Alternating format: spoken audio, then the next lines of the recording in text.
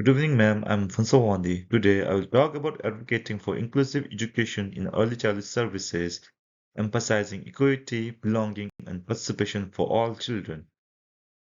Inclusion in early childhood education is a rights-based and strengths-focused approach that guarantees every child can actively engage in educational settings. This viewpoint acknowledges children as a capable and competent learners with a range of identities, experiences, and talents. As stated in the early years learning framework and anti-bias approaches, inclusion necessitates that educators actively identify and remove obstacles that restrict children's sense of belonging and participation rather than merely granting access. Inclusion is particularly significant during early childhood because early experiences play a critical role in shaping brain development, learning capacity, and emotional well-being. According to research, inclusive settings foster the growth of self-control, stable relationships, and favorable long-term results. Conversely, early childhood exclusion can have a detrimental impact on children's emotional and cognitive development, highlighting the significance of inclusive practices from the very beginning.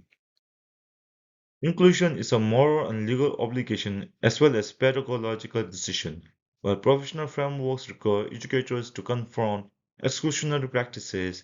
International conventions emphasize students' right to participation, dignity, and inclusion. In early childhood programs, advocacy is essential to ensure that children with disabilities are recognized, supported, and valued, especially when there are structural or attitudinal hurdles.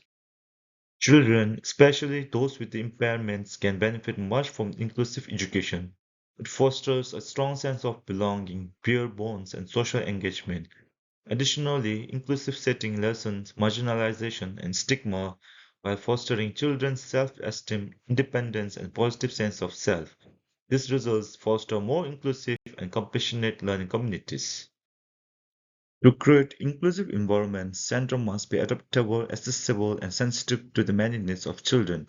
Teachers can guarantee fair access to recreational and educational opportunities by making careful adjustments, by enabling children to participate meaningfully rather than requiring them to adapt to rigid structures that can exclude them. Inclusive environments promote engagement and a sense of belonging.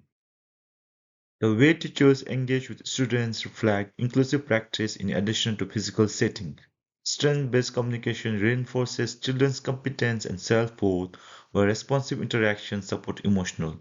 To ensure that diversity is acknowledged and cherished in the day-to-day practice and to challenge deficit-based perception of difference, anti-bias approaches are crucial. Now let's talk about some of the examples. In case of a child who has cerebral palsy, providing adapting equipments and altering activities to allow for autonomous play involvements are examples of inclusive practices. These modifications enhance autonomy, competence, and equitable participation alongside peers by emphasizing ability rather than limitation. In the case of child with ADHD, inclusive strategies might include predictable routines and movement breaks. These approaches support attention, executive functioning, and emotional regulation. By adapting the environment and expectations, educators can promote success without labeling behavior as problematic, thus reinforcing a strength-based approach to inclusion. Using visual aids and modifying sensory surroundings are examples of inclusive approaches for children with sensory impairments.